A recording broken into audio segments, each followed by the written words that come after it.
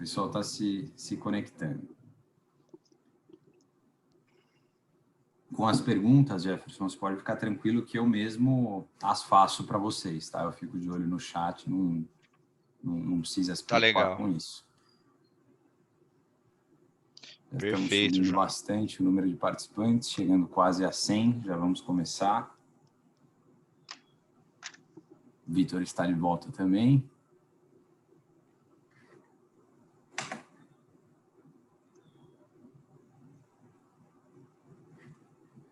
Então vamos lá. Senhores e senhoras, sejam todos muito bem-vindos a essa nova iniciativa aqui da VDI. O projeto chama-se Segredos da Engenharia e eu estou aqui com colegas de super conhecimento e que vão compartilhar experiências muito bacanas com vocês hoje. Eu acho que a nossa ideia principal desse projeto, que a propósito vai acontecer mensalmente, é mostrar cases de sucesso de grandes empresas alemãs aqui do Brasil, para que o nosso público, vocês, consigam ter insights de talvez como aplicar na sua empresa, interagir com os palestrantes também, afinal, nos 20 minutos finais a gente vai ter um espaço de Q&A, um espaço para perguntas e respostas, que vocês podem usar embaixo de vocês, ou o chat ou o Q&A, eu mesmo lerei, e a gente vai dedicar os 15, 20 minutos finais para responder vocês, tá bom? Meu nome é João, caso vocês não me conheçam, eu sou diretor executivo da VDI, estou aqui com meus colegas, o Jefferson da Bosch, o Vitor Gomes do Instituto Senai de Inovação e o Alex Marçom da Rudolph, que vão fazer a apresentação hoje. O meu papel não será de mediador ou nada do tipo, eu só estou fazendo essa abertura e depois volto com vocês no finalzinho para ler as perguntas que vocês mesmos vão fazer. Então, acho que esse é o mais importante recado que eu tenho que dar, que você pode interagir com a gente, que a gente vai ler para os palestrantes de verdade. Tá bom? Jefferson, por favor, faça as honras, é um grande prazer tê-lo aqui. A Bosch é uma super parceira nossa e essa apresentação especialmente eu sou muito fã e eu acho que nosso público vai gostar bastante. Então eu passo a palavra para você. Obrigado, João Vitor. Obrigado pela oportunidade. Acho que é um prazer poder estar juntamente com o Alex Marçom e o Vitor Gomes compartilhando um pouco dessa trajetória do nosso projeto Indústria 4.0 Retrofit. E acho que um pouco mais, durante a apresentação, a gente vai ter espaço para compartilhar um pouco mais, e fiquem à vontade aí para colocar as questões quando surgirem, tá? E você também, João, se tiver alguma questão específica no slide apresentado, também à vontade para interromper, tá? Acho que o importante é que seja um diálogo aí. Eu vou compartilhar... Mais, Jefferson. Não está me vendo mais? Opa! Não. Então, isso, vamos lá, agora acho sim. que agora sim, né? Eu vou compartilhar minha tela e iniciar o nosso bate-papo aí. Você pode confirmar se já está aparente? Estamos João vendo, Vitor. só não estamos na apresentação ainda. Agora tá sim. Legal. Legal, tá perfeito. Perfeito, pessoal. Bom, então, novamente agradecer aos meus colegas, João Vitor, Alex e Vitor Gomes, pela oportunidade de compartilhar essa trajetória que a gente chama de Indústria 4.0 Retrofit, do Lean ao Machine Learning. É um prazer também ser o episódio de abertura dessa série Segredos da Engenharia, tá? O que a gente preparou para hoje é um pouco daquilo que a gente entendeu como desafio nosso para uma integração horizontal da indústria, né? A indústria 4.0 chegou e ela busca essa integração horizontal como True North, e isso vai acontecer, né?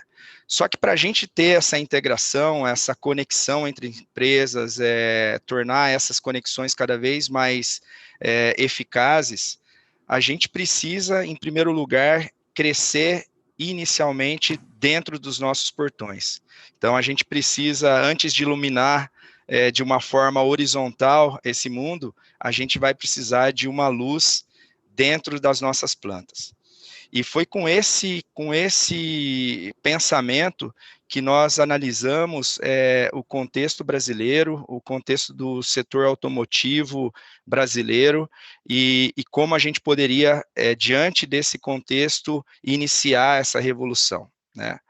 E dessa forma surgiu a ideia de trazer uma abordagem de indústria 4.0 focada em máquinas antigas, mas importante mencionar ainda válidas, né? Nós não estamos falando de trazer conectividade para equipamentos obsoletos, né? A gente está falando de equipamentos ainda em condições de uso, com capacidades e eficiência que atendem às expectativas aí do mercado, e levar essa conectividade para esses equipamentos que hoje, que até então não tinham essa tecnologia.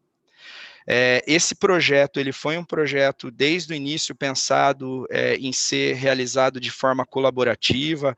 Então, dentro do grupo Bosch, a gente tem a Bosch, a Rexroth, a gente tem o fornecedor, e aqui eu estou mostrando um pouco um conceito, né? Então, antes até de ter a Rudolph conosco, a gente falava, olha, a gente tem que fazer em 6 mãos inicialmente, né?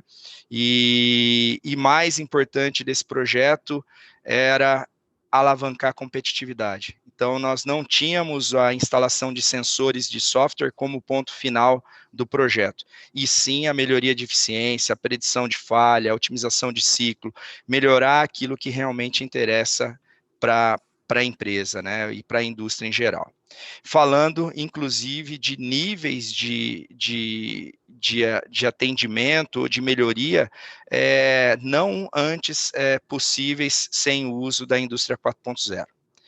Aqui a gente traz um pouco aí desse retrato, né, desse contraste que existe. Quando se fala de 4.0, se pensa em equipamentos totalmente conectados, linhas de produções automáticas, robôs, integração de robô, e nós tivemos aí, há muito tempo atrás, a chance de um dos nossos membros do board da Bosch, que é o senhor Struth, ainda quando era um dos membros do Bosch Board, apresentando em uma das feiras de Hannover a conectividade de um dos tornos utilizado pelo Robert Bosch.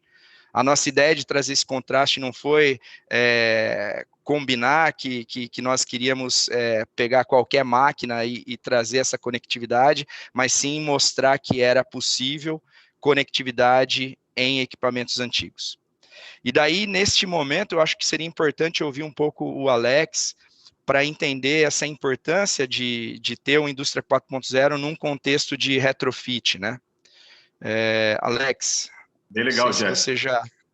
Jefferson, Sim, só antes de obrigado. passar rapidinho a palavra para o Alex, você consegue dar uma checada na sua câmera de novo? Por favor, a gente não está te vendo mais. Alex, por gentileza, vamos seguir. Desculpa. Sim, agradeço ao VDI, João, aí pela oportunidade, Jeff também pelo convite. Um prazer poder participar dessa discussão, né? Eu realmente gostaria, Jefferson, de falar um pouco da parte retrofit, né? Vocês vão comentar bastante a respeito do Smart, mas há quem diga que a tecnologia, no final das contas, é a parte fácil, né? E depois eu espero ter a oportunidade também de falar de outros aspectos de implicações aí mais do lado organizacional, humano, de um projeto dessa natureza. Mas especificamente com relação ao retrofit, né, eu acho que é importante a gente reconhecer e falar com transparência disso, né, que fornecedores da cadeia automotiva que estão aí digamos na camada que a Rudolph, onde a Rudolph atua, a realidade que nós enfrentamos nesse momento, particularmente, é de muita dificuldade em investimentos em máquinas quando a gente simplesmente replica aquele modelo que nos trouxe até aqui, né? Então, eu entendo que não nos falta capacidade de investimento, o que falta para a gente, às vezes, é atratividade simplesmente de multiplicação desse modelo, o que acaba gerando para a gente a clareza de uma grande necessidade de inovação, de transformar mais radicalmente as bases dos nossos negócios, né? E aí que eu entendo que a filosofia desse projeto de trabalhar o retrofit, de se olhar para a realidade, como você colocou, Jefferson, do parque de máquinas típico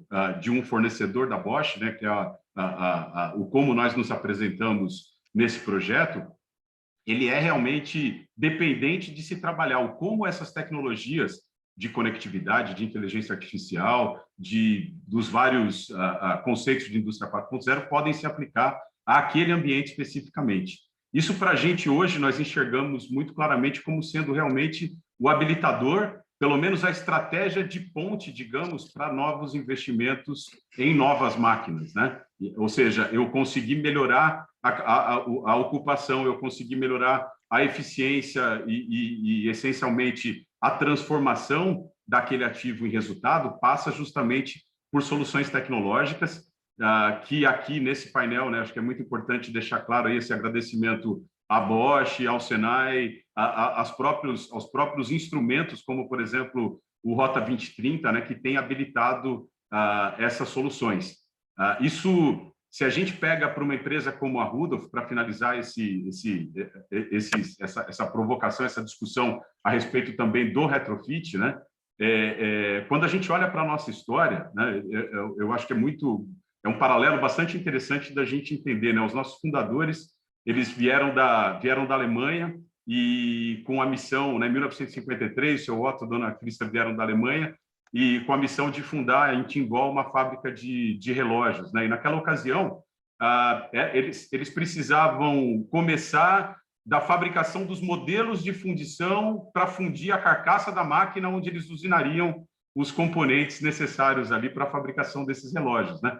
Então, trabalhar com as circunstâncias que nós temos, criar soluções, né, de acordo com as circunstâncias que nós temos, é algo que é muito característico aí do empreendedorismo dos nossos fundadores, do empreendedorismo da própria indústria catarinense, que tem bastante essa característica também. Então, assim, muito bem-vindo justamente no caminho de criar soluções para essas dificuldades que acho que é importante que a gente capture, que a indústria, particularmente na camada onde a Rudolph opera, hoje tem para a realização de novos investimentos, para aumento de capacidade.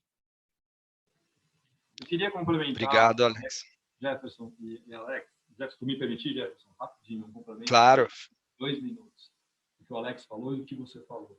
O que você vai mostrar daqui para frente, e que eu acho que está emblemático nessas 2 figuras do teu slide, né, uma máquina um pouco mais antiga, vamos dizer assim, aqui em cima da mesa, e depois um tablet, né? Mas o que você vai mostrar daqui para frente é importante, porque eu acho que todo mundo que está assistindo a esse vídeo já conhece as abordagens, distintas abordagens, né, da academia, enfim, e de algumas associações sobre o caminho para implementar tecnologias digitais, enfim, e as tecnologias habilitadoras da indústria 4.0, ou C, né, o caminho para ser 4.0. O que você mostra, o que você vai mostrar nesse projeto, é que quando a gente pensa numa indústria conectada e colaborativa, eu acho que na maioria das vezes vem, sim, um ambiente de esse chão branco e tudo novo, e tudo pronto, e tudo, sabe, aquela visão de produto novo, sabe? E não é bem isso, né? A gente sabe, a gente trabalha no processo de engenharia, significa achar soluções de acordo com funções necessárias, que você precisa atender a requisitos específicos, né? Esse projeto mostra que, sim, você consegue digitalizar processos, consegue captar dados de processos e consegue transformar dados em valor a partir, sim, de equipamentos legados, de equipamentos que já estão funcionando. Você não vai precisar comprar um outro equipamento, assim.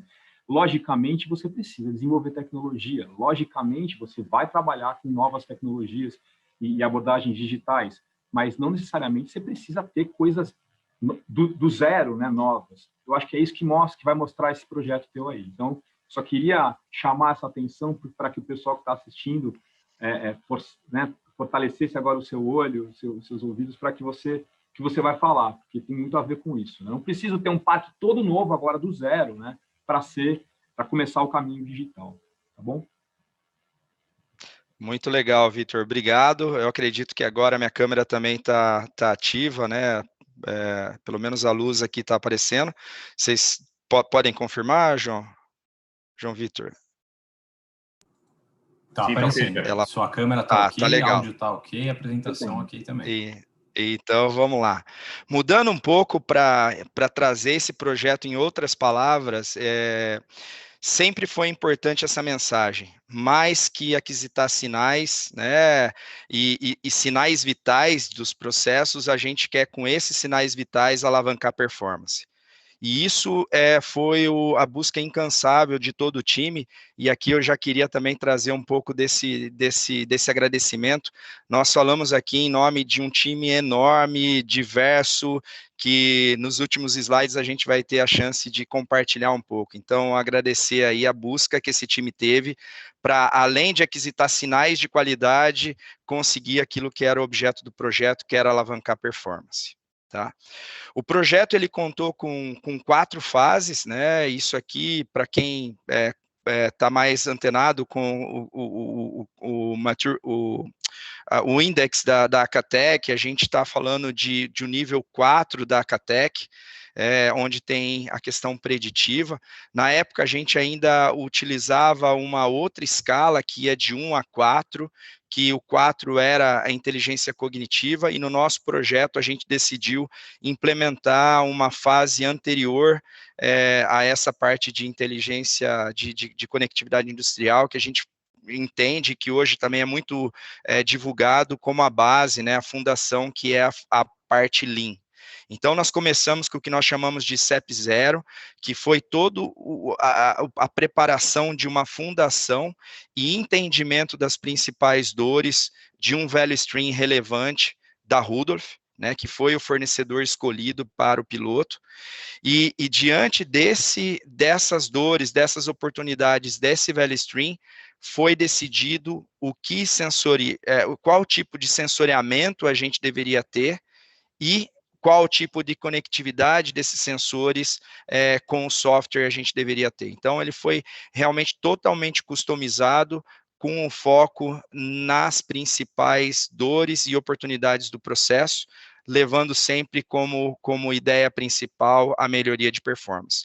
Então, no Step 1, a gente fez todo o sensoriamento, a gente levou os sensores, aqui só para se ter ideia, nós colocamos 14 sensores em tornos, index, né, em torno de 20 anos de produção, de vida, sensores de temperatura, a conexão desses sensores para o software se deu através de um IoT Gateway, aqui um hardware Bosch, Rexroth, e na sequência nós escolhemos por um software de Condition Monitoring. Então, a ideia, pensando no budget que a gente tinha para o projeto e no objetivo de alavancar performance, o software escolhido foi o de Condition Monitoring, justamente buscando esse monitoramento daqueles que a gente chamou de sinais vitais de processo. Então, para o software, nós optamos por um padrão global Bosch, a gente utilizou um software MES, um dos módulos do software Nexid, que é produzido pela BCI, a nossa divisão de Connected Industry, e utilizamos apenas o módulo de Condition Monitoring. A partir daí, dessa aquisição imensa de dados, a gente está falando de aquisitar dados aqui a cada 100 milissegundos, dependendo da característica monitorada, a gente começou um trabalho com o ISE São Leopoldo, de tratativa e de construção de um algoritmo que permita que a gente tenha o machine learning para manutenção preditiva e eventuais otimizações de processo. Isso aqui a gente vai ver também um pouco mais à frente, foi a última fase do projeto, ela se encontra aí em fase final de conclusão.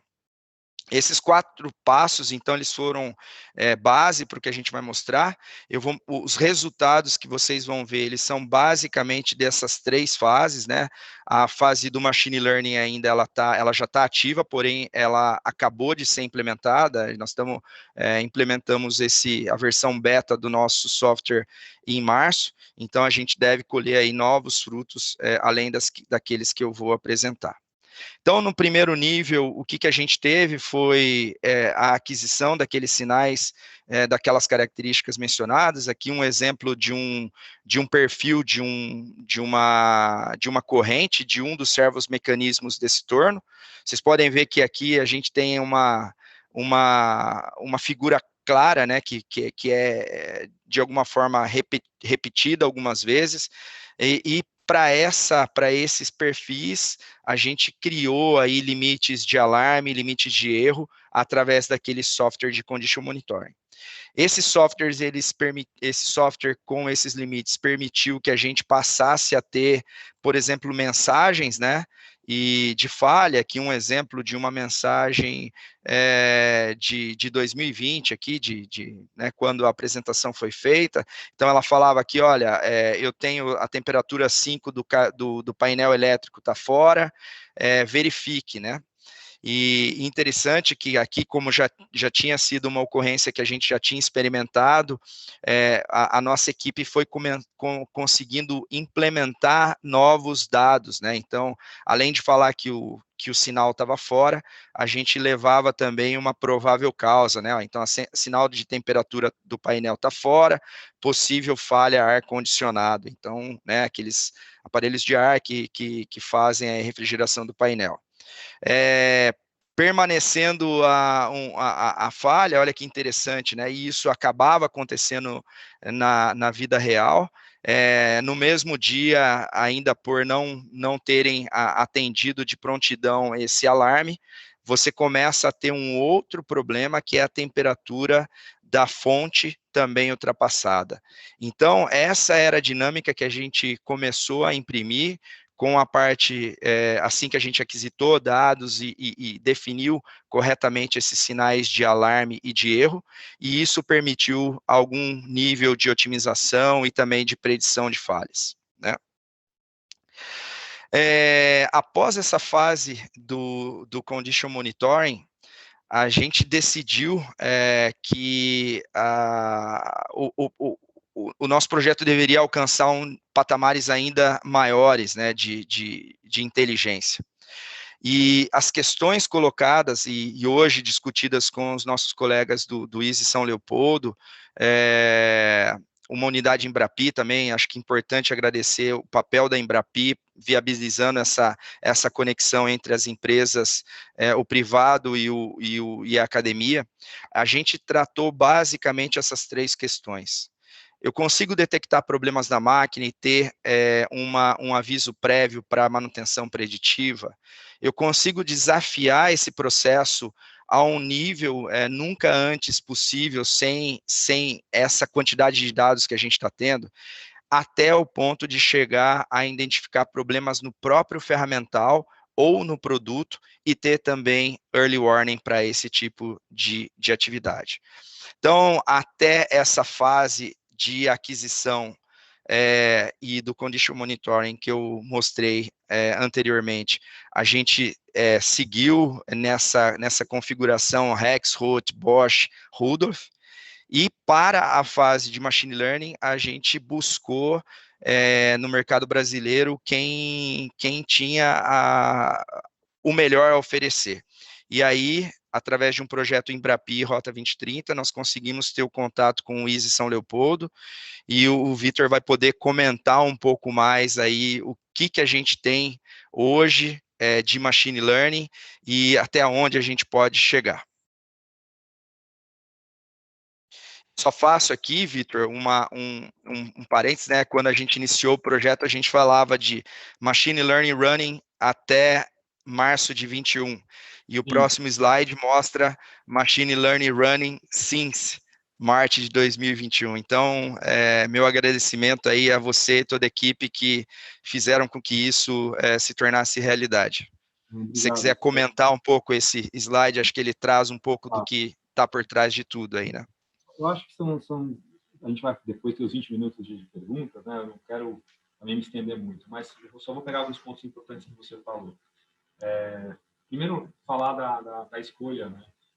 Vocês têm um caminho bem traçado, vocês sabem muito bem onde vocês querem chegar, né? Na empresa global, com grandes parceiros, mas eu quero só chamar a atenção que a Bosch utiliza, não só a gente aqui, mas utiliza o Instituto de Ciência e Tecnologia como uma extensão dos seus times de pesquisa, né? Então, isso é importante. Estava falando baixo, né? Vocês estão me ouvindo agora? Estão me ouvindo melhor?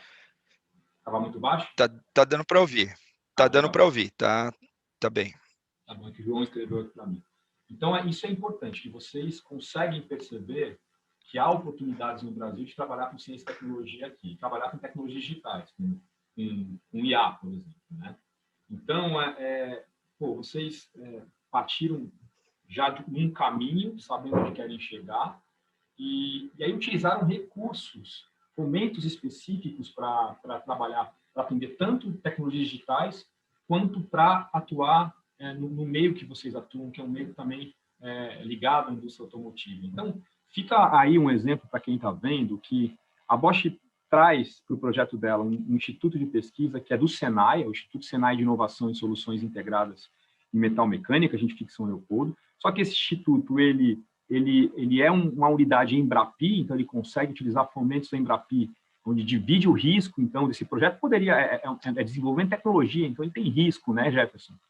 Divide o risco no projeto, e a própria Embrapi ela utiliza um recurso de um programa Rota 2030. Então, tudo se conecta, né? Você consegue ter pessoas para serem pessoas que trabalhem como extensão do time de pesquisa de vocês, fomentando, né, um recurso dividindo o risco, né? Colocando recurso financeiro para dividir o risco.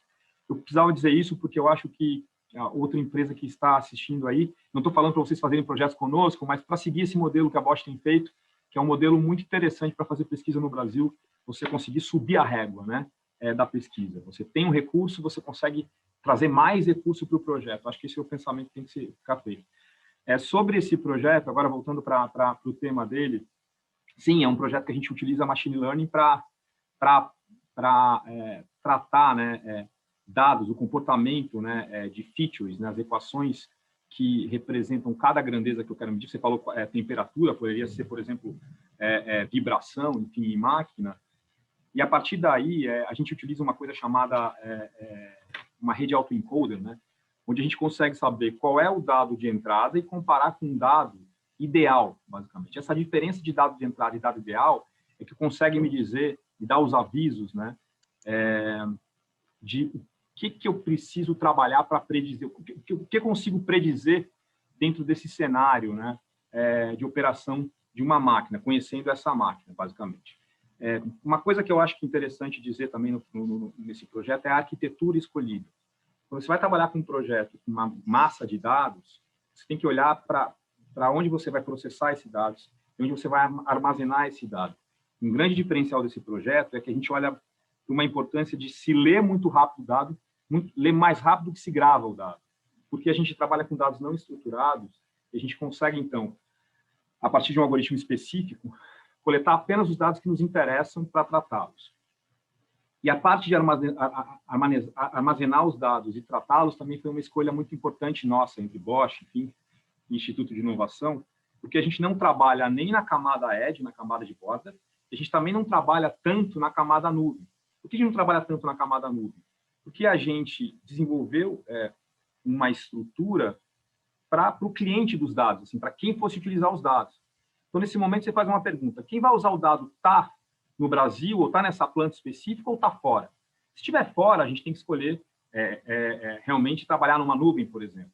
Nesse caso, a gente trabalha no que a gente chama de FOG, né? A gente trabalha com um servidor específico na camada FOG, onde fica muito mais, o custo, né, de tratar esse dado é menor, porque eu não preciso nem de hardware muito potente, como eu teria que ter na camada edge, ali na borda, né? E, ao mesmo tempo, eu não preciso pagar pelo processamento e armazenamento de dados na nuvem. Então, a gente escolhe uma camada intermediária para agir. E uma outra coisa que é a final, que eu acho que é interessante na arquitetura que foi desenvolvida, é que a gente possibilita acoplamento nesse processo. Do mesmo jeito que a gente está desenvolvendo agora features para funções específicas de predição de falha, no futuro, quando a Bosch quiser estender isso para a qualidade de peça, seja olhando para a rugosidade, para analisar a qualidade de peça de acordo com vibração, no sinal, né, por exemplo, disso, ou até por imagem, não é um projeto que morre aqui. É um projeto que a própria Bosch depois pode caminhar, de acordo com as decisões dela, para acoplar outros tipos de features, né, outros tipos de funções específicas, né, e analisar essa diferença entre dado de entrada e dado real, né, para verificar onde é que a máquina está, para poder tomar decisões. Então, são essas coisas que eu acho importante dizer, sabe? Escolher de que forma vai captar dados, escolher aonde é que vai armazenar e tratar esse dado e processar esse dado, que eu acho que foi uma coisa interessante, e também poder possibilitar um projeto com uma arquitetura específica que permite acoplamentos no futuro de outras necessidades daquela máquina específica. Lógico que eu estou falando de uma máquina que tem uma arquitetura específica. Se eu mudar a máquina, muda também o tipo de solução. E, logicamente, eu estou falando de uma forma bem overview, né, bem aberta, porque é dentro dessas tecnologias que a magia acontece, né, Jefferson? Então, é a definição dos algoritmos, enfim, essa que é a parte interessante. Queria ter pontuado isso porque parte de como escolher, vocês estão usando recursos específicos muito bem implementados pela Bosch, uma estratégia realmente de pesquisa e desenvolvimento orientado para a inovação muito bem pensada, utilizando o que o Brasil pode oferecer em termos de recursos tecnológicos, pessoas, equipamentos e também de fomentos. Você utiliza a rede Senai de Instituto de Inovação, você utiliza a rede Embrapi de unidades, né? E ainda utiliza aí outros programas específicos como Rota 2030 para aportar em projetos como esse, tá bom? Obrigado, Vitor. E nesse momento, isso aqui são fotos reais aí dessa fase beta aí do nosso algoritmo já operando. Então, a gente tem hoje, ao contrário do que a gente tinha no passado, né, de monitoramento de características isoladas, a chance de combinar diversas características e trazer com isso o Machine Health Index, né, a condição da máquina. E aqui, 2 momentos distintos, um onde a máquina está totalmente operando aí em condições normais, né, e aqui ela já identificando uma condição anormal. E claro, esse momento é o momento de aprendizado, de ensinamento, né, do processo, ainda muito a gente está construindo muito isso ainda, o que realmente é uma falha, o que não é uma falha, se é um falso positivo, se é um positivo positivo, enfim, a gente tem aí um trabalho interessante acontecendo ainda nessa fase aí final do projeto, mas que já traz aí essa condição de máquina muito aparente. Obrigado, Vitor. E agora eu queria trazer resultado, né? A gente falou que a gente ia falar um pouco dessa trajetória e que a bandeira final era a melhoria de performance. E aqui um pouco de como a gente combinou isso, né? Então, além de toda a parte de hardware, de sensores, de inteligência artificial que a gente estruturou, existia já desde o início um claro entendimento de quais KPIs seriam objeto do projeto, né? Então, a gente falou de eficiência de máquina, de custo de manutenção, de ciclo, de produtividade, de defeito interno, de qualidade, de custo de ferramentas, combinando esses KPIs de uma forma que eles até poderiam ser, em alguns casos, um trade-off, né? Então, eu posso ter uma redução de custo de ferramenta, mas a um custo de uma quantidade de defeitos muito grande, né? Então, a gente tentou combinar KPIs que tinham algum tipo de relação e gerar ciclos de melhoria para eles de uma forma conjunta. Aqui vocês podem ver que existiu, então, o Starting Base, a gente, para preservar um pouco os dados mais específicos aí, íntimos da Rudolph, a gente manteve o Starting Base como base 1, né, ou base 100, e aqui o target do projeto, pensando em atender todas as expectativas aí de retorno de investimento. Então, o objetivo era melhorar pelo menos em 6% o OE, reduzir o custo de manutenção em 30%, reduzir ciclo em 15%, produtividade em 40%, enfim, aí sucessivamente, né? E o que a gente enxerga desde o primeiro ano já uma evolução frente ao Starting Base, né? Então, toda vez que tiver um verde aqui, significa que ele está melhor do que a condição inicial, e quando ele está um verde em negrito, ele atendeu já o target do projeto. Tá? Então, vocês podem perceber que a eficiência foi o primeiro foco e foi objeto do primeiro ciclo, ou seja, a gente tinha que ter estabilidade para conseguir navegar nos próximos ciclos, então ela alcançou um nível do projeto de uma forma bastante estável, né? Então a gente percebe aqui todos os 3 anos acima do target do projeto. O custo de manutenção ele veio caindo ano a ano, né? Tendo excepcional ano em 2019 e um ano bom em 2020, mas lembrando que esse custo ele também está indexado a volume, aqui com um pouquinho menos de volume, o impacto com um pouquinho mais de volume, talvez a gente tivesse aí, inclusive, mantido essa excelente performance de 2019. Mas no projeto a gente teve, no mínimo, né, pegando agora o último ano, 37% de evolução do custo de manutenção. O ciclo também, ano a ano, sendo reduzido e sempre olhando redução de ciclo com estabilidade de performance, chegando no último ano ao menos 18, acima do target de 15. Com maior eficiência, com ciclos menores de produção, a nossa produtividade aumentou, então o final do projeto conseguiu trazer 51% de evolução na parte de produtividade e 42% de evolução na parte de qualidade de defeito interno. Então, se produziu mais com menos custo, com menor custo e com melhor qualidade, né? Existe um KPI, e isso também a gente não vai deixar de mencionar, que esse não foi atendido, né? Ele ficou acima do target do projeto, que é a parte de tooling cost, mas ele também é aquele que... acho que na ordem de prioridade, vocês podem ver que tem uma prioridade aqui, ele era a nossa prioridade, a última das prioridades e aquela que pode também ter um benefício maior dessa fase de machine learning. Só para comentar um pouco da questão de volume que eu mencionei, né, o início do projeto a gente falava de 180 mil peças, nos anos bons 220, e daí por conta de todo o contexto de Covid, pandemia, lockdown, a gente teve uma redução bastante grande no ano passado, né, que já foi retomada aí no último trimestre, mas impactou, sem dúvida alguma, aí um pouco desses resultados. Então, isso é sob a perspectiva Rudolph, e aqui a gente fala muito aí para o pessoal Lean, né? Aqui a gente está falando do KPI de monitoramento, né? Daí a grande questão mas o nível de improvement foi realmente movimentado, e a gente traz aqui um exemplo, no primeiro KPI, que é o OAE, né? O downtime, as paradas técnicas eram o principal vilão desse KPI. E aqui, no Starting Base, a gente tinha 290 minutos por máquina por dia, parados, a média dos últimos 3 anos foi de 143, então uma redução aí de 50%, que comprova que o nível de KPI Improvement também evoluiu, e daí quando a gente olha especificamente em questões mecânicas e elétricas, a gente vê aí evoluções ainda superiores a essa média mencionada. Então, acho que aqui o cuidado também de olhar para o KPI de monitoramento, mas sem perder de vista o KPI de improvement, né, que era o objeto aí dos nossos ciclos de melhoria. Por último, falando de resultado, também trazer a perspectiva Bosch e também um pouco da parte financeira.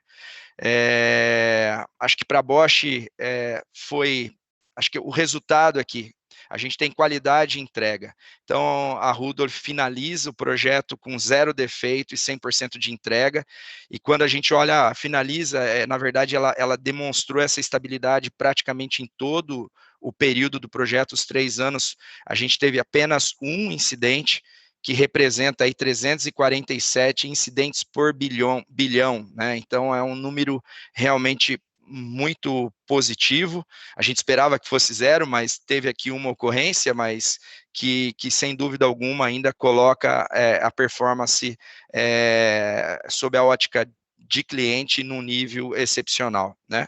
Então, acho que isso é relevante, a gente não só olhou para os KPIs do fornecedor, mas também para aqueles que são percebidos por nós como clientes. Aqui, novamente, um pouco dessa questão do volume pode ser percebida, e por último, um detalhe interessante, que é a capacidade instalada do fornecedor, considerando ciclo e OE reais, né? Então, no início do projeto, gente poderia, naquele sistema produtivo, ter um output de 210 mil peças por mês, e a gente finalizou esse projeto tendo uma capacidade instalada de 274 mil peças mês, 30% a mais do que o starting base, permitindo aí algum nível de flexibilização e ocupação desses equipamentos para outros volumes.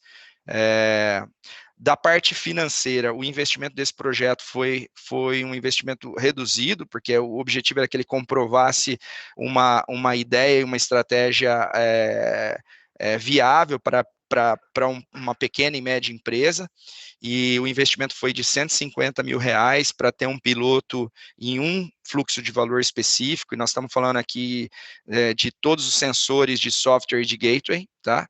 Aqui não tem ainda a parte do machine learning, essa parte de inteligência artificial, ela foi objeto de um outro projeto, e o retorno desse projeto foi de 570 mil. Então, aqui a gente está falando de ganhos reais, né? A gente teve muito cuidado e a gente construiu o acordo do que seria monetizado, como monetizar, para que realmente a gente tratasse ganho somente aquilo que realmente era real, né? Então, não ganho teórico, ou seja, se eu melhorar um OE para um volume menor que 210 mil, já não tem tanto impacto, porque eu tinha condições de atender com aquele parque fabril, aquela máquina, né? Então, a gente buscou sempre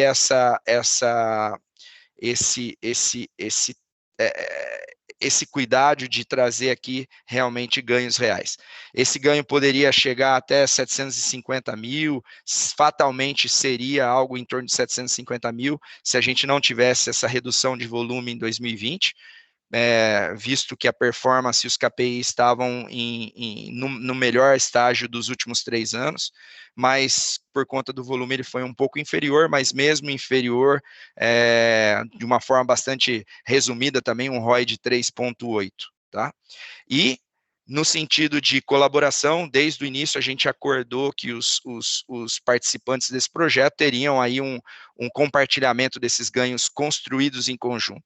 Então, dos 570, 285 ficou para a Rudolf, 285 para o grupo Bosch, e daí, inclusive, chegando a ter divisões entre Rexroth e Bosch, tá?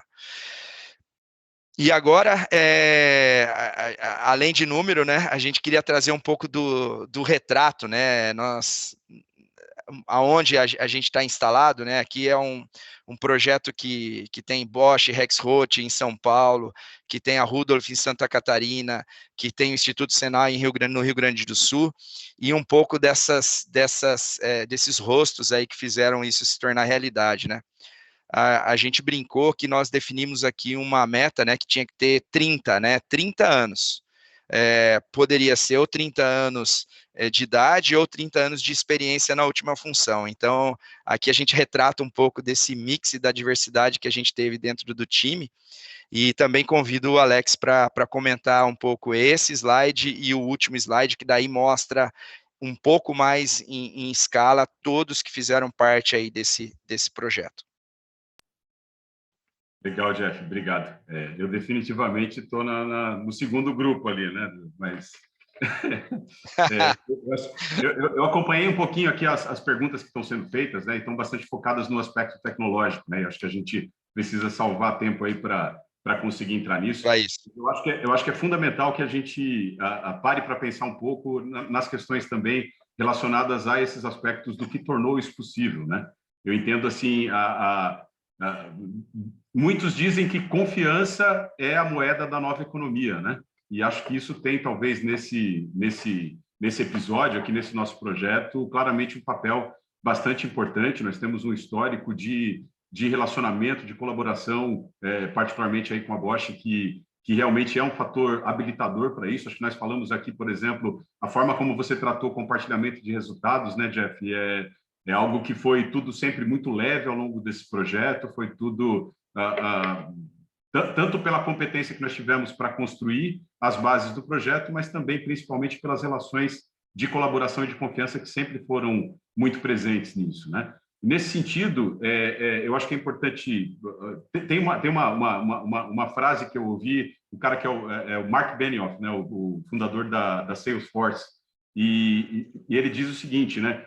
Chegue primeiro e se apresente com valores apropriados. Os valores da quarta revolução industrial são outros, né? Quando a gente para pensar nisso, eu acho que realmente tem uma série de mudanças no campo de como a gente encara as relações de colaboração, como a gente encara trazer as pessoas para o jogo, né? Engajar para a inovação significa também desconstruir muitos paradigmas, crenças limitantes e fazer com que a gente enxergue essas possibilidades aí que são abertas, né? Digamos, pela transformação digital, talvez falando de um guarda-chuva maior aí do que está em torno disso, né? E o outro ponto, finalmente, que eu queria tratar é a questão do gap de competências, né? Eu acho que isso é um fator também para que as organizações estejam muito atentas, né? Que tipo de competências a gente, essa situação para a qual a gente caminha, demandam.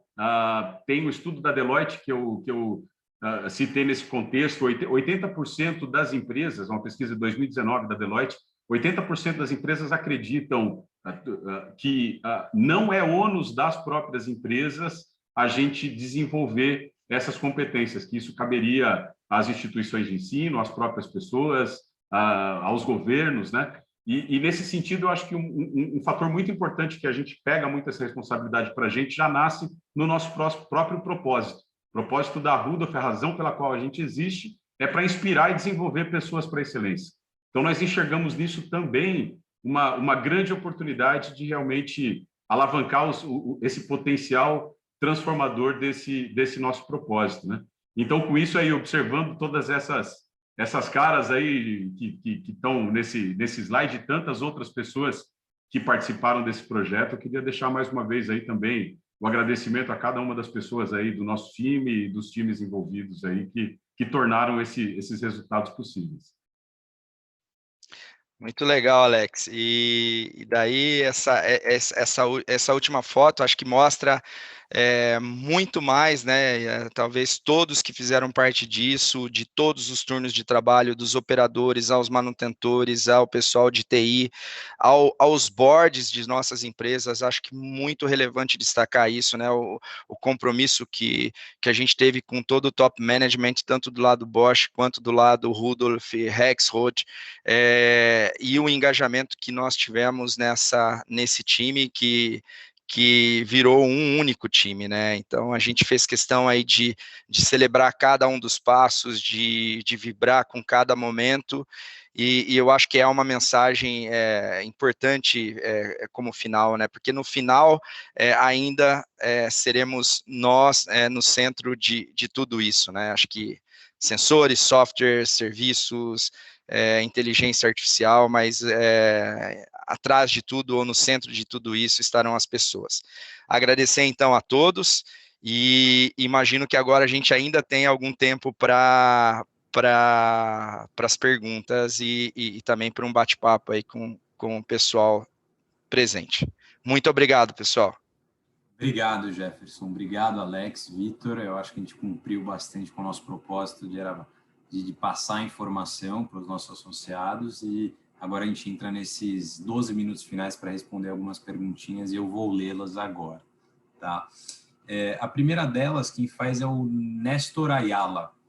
Ele diz bom dia e pergunta quanto tempo de levantamento de dados para alimentar o algoritmo até terem uma predição de falha confiável.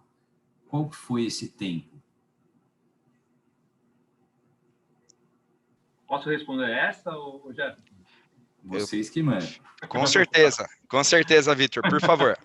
Portanto, que você me deixe fora dessa, eu estou feliz. Nestor, uma coisa que é importante, primeiro, obrigado, Nestor, por participar. Nestor, se eu não me engano, se é o Nestor que eu conheço, é o professor Nestor da URGS, grande professor Nestor. É o seguinte, Nestor, esse tempo é constante. A gente coleta dados o tempo inteiro para aprender. Lembra que a gente está trabalhando com machine learning, né? Então, a gente precisa rotular alguns dados. Não estou trabalhando com deep learning, onde eu classifico esses dados de uma forma não supervisionada. Eu estou trabalhando com treinamento supervisionado. E aí eu abro até um parênteses. Isso é importante porque, tu vê, né, o Jefferson mostrou vários ganhos. A quantidade de ganho que teve esse projeto, eu não estou falando só do nosso projeto com a Bosch, estou falando da caminhada, isso que é importante, né? Trabalhar com PD, você precisa ter uma caminhada. E não é uma coisa que se resolve em um mês, 6 meses ou um ano, né? a caminhada está muito bonita nesse momento. Com certeza, sabem muito bem o que querem, como eu falei antes. Quando você trabalha com machine learning, vai chegar um momento mesmo que a gente está captando os dados lá e comparando. Lembra, eu falei, a gente capta dado de entrada e compara com um dado ótimo que a gente considera, né? Só que vai ter um momento que vai acontecer uma falha que o nosso sistema, como não está maduro ainda, não captou. A gente precisa rotular esses dados. Então, além dos ganhos financeiros, a gente nunca pode esquecer de uma coisa que é fundamental para a indústria.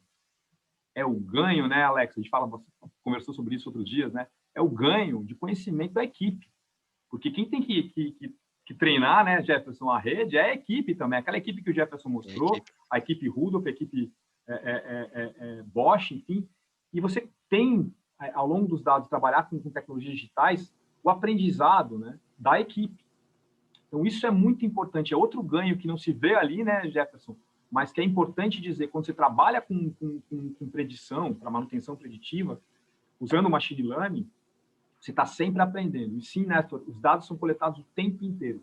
O tempo inteiro. Agora, uma coisa que é importante dizer, que eu acho que vale a pena para quem investe em tecnologia, que eu achei no começo eu achei que era essa a pergunta. Quanto tempo demorou para, junto com a Bosch, com a Rudolph, enfim, para que a gente levantasse os requisitos do projeto? Tempo para levantar requisitos, para definir arquitetura, para definir estratégia. Tempo de planejamento, que é muito importante para qualquer projeto, né? Principalmente um projeto de alto risco. 1 mês. Lembra, Jefferson? A gente planejou 2, mas acabou fazendo em 1 mês. Erramos. Mas pelo menos erramos com maior velocidade, entendeu? Erramos. Então, a gente fez em 1 mês a coleta de requisitos. Os dados são coletados o tempo inteiro. É isso. Legal, Vitor. Obrigado. Vou fazer uma pergunta agora do Luiz Torre. O Luiz, ele é diretor da IFM, e ele queria saber, Jefferson, o que exatamente é Machine Learning para a Bosch? De que forma vocês enxergam esse tema, uma vez que, segundo ele, muitas empresas consideram análise de tendência, por exemplo, Machine Learning. Então, ele queria entender, na visão da Bosch, o que é Machine Learning. Bom, Machine Learning, para nós, ele está neste ambiente de predição. A gente quer, diante desses sinais vitais que estão sendo aquisitados, e não só deles individualmente, mas da combinação deles, entender o que é o processo ótimo, né? E esse algoritmo de Machine Learning, ele nos permitir indicar quando esse processo ótimo não está acontecendo e agir preventivamente. Então, o objetivo nosso com esse Machine Learning é ter realmente essa interação adiantada a eventos e a possibilidade tanto de atuar antes de uma falha ocorrer, como também de desafiar um pouco o processo atual. Legal, Jefferson. Obrigado. A gente tem uma pergunta aqui do Joserley, e ele, eu acho que entra um pouco na linha do que o Vitor estava falando há alguns minutos atrás, dessa nossa linha de raciocínio e até missão de desmistificar um pouco a indústria 4.0, né?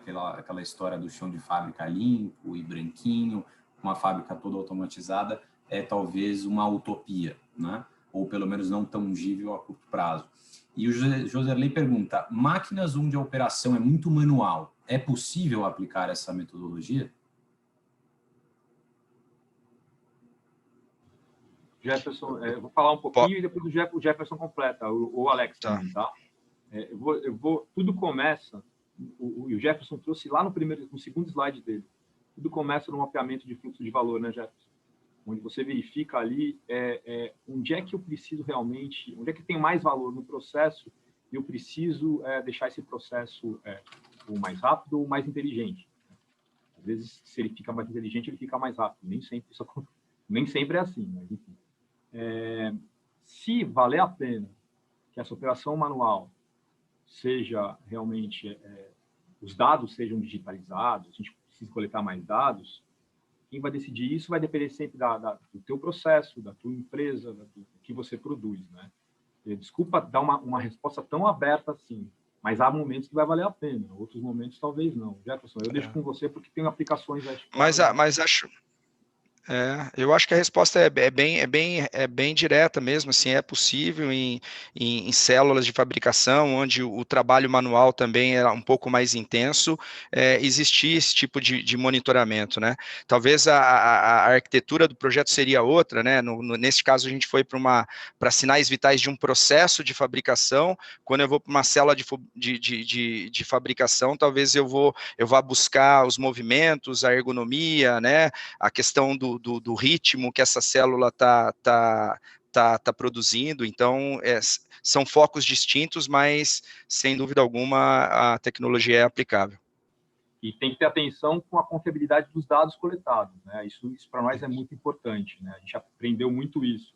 Você tem que ter dados confiáveis. Então, se a gente vai trabalhar com a parte manual, tem que ficar bem atento a essa confiabilidade, de que forma que esses dados serão coletados. Obrigado, gente. A gente ainda tem mais 4 minutinhos, vou aproveitar para fazer mais algumas. O Luiz está perguntando aqui se durante toda a gestão desse projeto, os sensores que foram utilizados foram já existentes ou se houve algum tipo de sensor específico utilizado para esse projeto.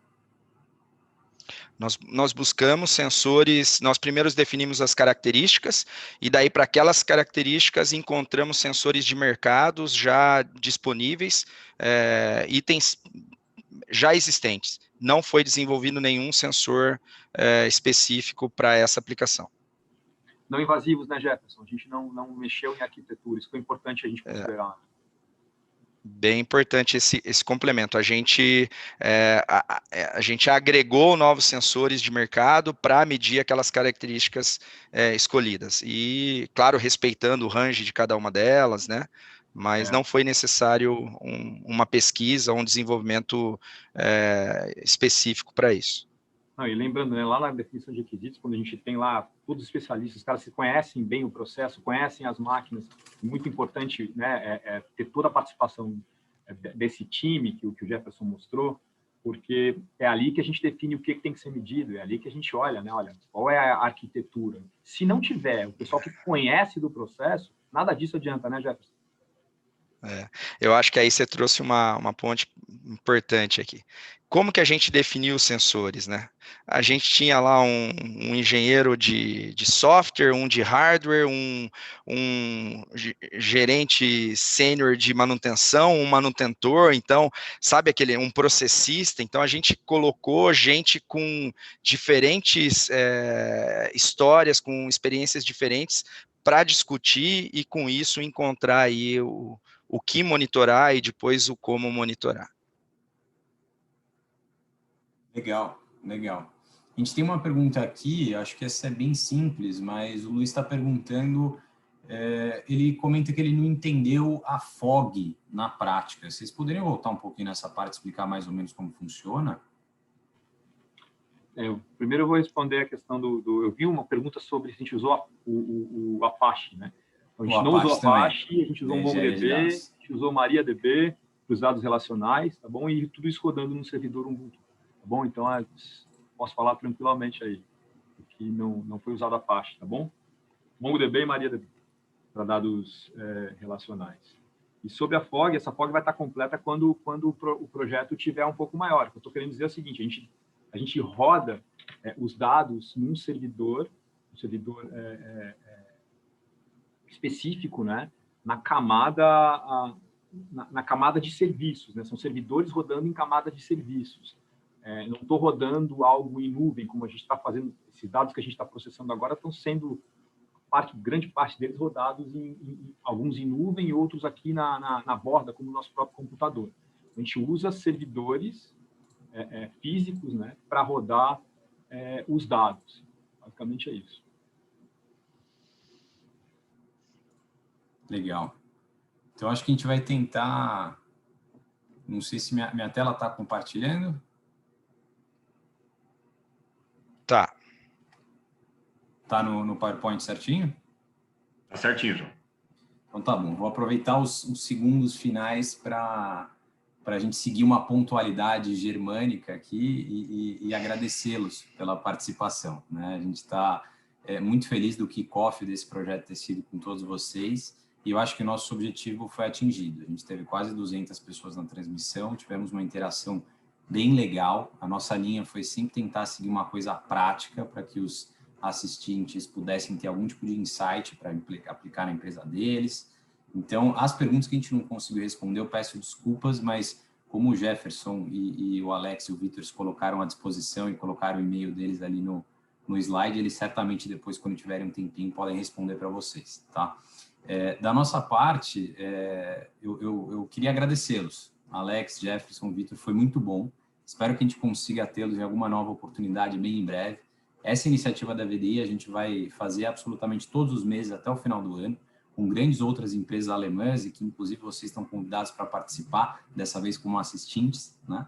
Então, tenho meus contatos aí na tela também, se porventura você que nos ouve tiver algum tipo de dúvida em relação ao trabalho da VDI ou não recebeu o convite desse evento, foi alguém que enviou para vocês, quer entrar no nosso mailing, quer entender um pouco mais sobre a Associação de Engenheiros Brasil-Alemanha, estou à disposição, tá? Eu e nosso time, a gente vai estar muito empolgado para te atender e apoiar a comunidade industrial aqui no Brasil, que no fundo é o nosso grande objetivo. Então, eu queria pedir para vocês uma palavrinha final, uma consideração final para a gente encerrar a transmissão. Pode começar com o Jefferson, por favor. Meu agradecimento a todos, João Vitor, Victor Gomes, Alex e todo o time, como eu mencionei anteriormente. E aos participantes, acho que muito obrigado e também acho que uma palavra de incentivo em relação a iniciar a jornada para quem não iniciou. Acho que a indústria 4.0 ela já está aí, ela é realidade, a tecnologia é presente e a gente precisa começar a ter mais casos e construir esses casos em nossas empresas. Então, o meu voto é de que vocês possam, para quem não iniciou, iniciar e para quem já está nessa jornada, intensificar. Muito obrigado. Legal, Jefferson, obrigado. Até um comentário rápido, a boa parte do business da VDI é voltado para diretrizes técnicas, né? A nossa diretriz técnica da VDI 4000 fala justamente sobre a transformação digital em formato de roadmap, de como aplicá-la, inclusive com contribuição da Bosch. Então, se alguém tiver algum interesse, a gente pode compartilhar esse arquivo, tá? É só me cobrar por e-mail que eu me comprometo a enviar. Alex, você dá uma palavrinha final para a gente? Claro, João. Eu acho que eu acrescento só ao que o Jefferson colocou, lembrando assim que quando nós começamos esse projeto há 3 anos, de quando nós começamos há 3 anos para cá, eu acho que o próprio conceito da palavra transformação ele já foi alavancado exponencialmente aí pelos eventos que tivemos do último ano para cá, né? Então acho que essa palavra é realmente de incentivo para que todos entendam, né, como que esse caminho pode ser trilhado pelas suas organizações, de acordo com o seu propósito, com o seu planejamento estratégico. Eu acho que é realmente fundamental que se tenha esse olhar e se utilize os mecanismos aí disponíveis, né?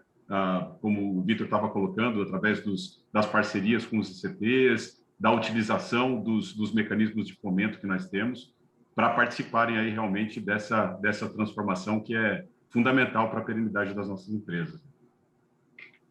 Legal, é isso. Alex, Mais agradeço mais uma vez pela oportunidade a todos que tiveram com a gente e a vocês aí também pelo convite. Foi uma honra, Alex. Eu que agradeço a participação sua e da Rudolf. Vitor, você dá uma consideração final para a gente? Tá no mudo, tá no mudo. Quem nunca, né? Quem nunca? Quem nunca, é verdade. Obrigado, então, João, de novo pelo convite. Muito obrigado. Prazer te conhecer, viu, nesses últimos dias. Quero agradecer bastante a oportunidade de trabalhar com a Bosch, com a Rudolf. Acho que a nossa equipe aprende bastante com vocês e é muito, muito interessante fazer parte desse time de pesquisa forte que vocês têm para desenvolver, ajudar, né? Participar do desenvolvimento de coisas para o Brasil, para o mundo, né? Do Brasil para o mundo, que eu acho que é bem interessante, reforçando que a FOG vai estar pronta, pessoal, quando outros servidores estiverem em outras, na cadeia de suprimentos da Bosch. Então, isso que forma essa FOG, tá bom? E também eu quero, não posso deixar de reforçar que esse tempo é super importante, mas ele é curto. Então, qualquer coisa que vocês queiram tratar sobre tecnologia, ficou alguma coisa no ar, não deu para explicar, a fotografia não saiu muito boa, entre em contato comigo, a gente pode explicar um pouco mais sobre alguma coisa que ficou aqui no ar, ou tirar qualquer tipo de dúvida, estou sempre à disposição de vocês. Obrigado para as pessoas que estavam assistindo e para aquelas que fizeram perguntas também. Muita saúde para todos vocês. Obrigado, Vitor. E se porventura alguém perdeu o e-mail do Vitor ou dos nossos outros 2 colegas, você pode pedir para a gente que a gente envia para vocês, tá bom? Gente, vou encerrar a transmissão por aqui. Vocês não precisam se preocupar em fazer nada, porque eu já encerro a reunião para todo mundo. Queria mais uma vez agradecê-los, em especial também aos nossos ouvintes, que sem eles isso tudo também não faria sentido. Então, a gente está bem feliz de ter um público grande e engajado. Teve 15 perguntas que a gente não conseguiu responder. Peço imensas desculpas por isso, mas o tempo a gente tem que controlar bastante para não ter nenhum tipo de conflito de agenda, tá bom? Mas estaremos todos à disposição para respondê-las em um segundo momento. Um abraço para vocês, muito obrigado, espero vê-los numa próxima oportunidade e a gente vai se falando.